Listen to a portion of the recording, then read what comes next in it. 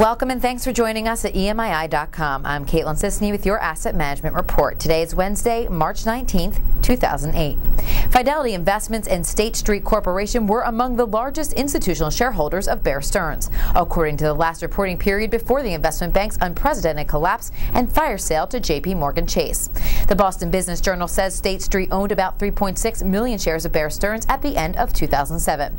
That ranked State Street as Bear's sixth largest institutional shareholder. Fidelity parent FMR ranked ninth on the list with about 2.4 million shares. State Street had added 4,000 shares and Fidelity had added 343,000 shares to their Bear positions during the quarter that ended December 31st, SEC filings show.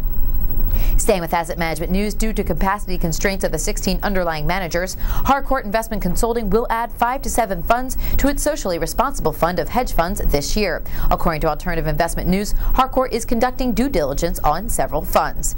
The Bel Air Sustainable Alternatives SRI Fund launched in November. The fund had $200 million in seed capital from Scandinavian insurance companies Folksam and Storebrand. CEO Peter Fanconi declined to provide the fund's current or targeted size. Due to strong investor interest since its November launch, the firm has begun marketing the fund to institutional investors worldwide, a few months earlier than planned. And in other asset management news, asset management firms need to develop outcome investing strategies that are custom-tailored products which combine multiple asset classes, skill sets, and which meet specific risk and return goals. According to Money Management Letter, John Casey, the chairman of Casey Quirk, says managers need to offer client strategies beyond equities, bonds, and cash in order to achieve the returns they need.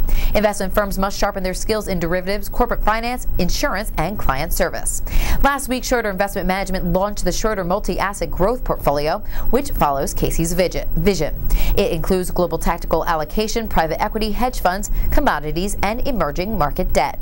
And in asset management news in Asia, following the launch of its newest foreign investment fund last week, the Bangkok Post says BT Asset Management plans to unveil 8 new funds this year. The new funds include 2 property funds, 2 soft commodity funds, 3 fixed income funds, and 1 local equity fund. Foreign investment funds and equity funds are both expected to deliver returns outpacing inflation and bank deposit rates. Property funds are also expected to rebound sharply this year, particularly after the Bank of Thailand scrapped its 30% rule on inflows. And that rounds out today's Asset Management Report. Thanks for joining us on EMII.com. For more details on these stories and much more, click on our Hedge Funds channel online and read the latest developments.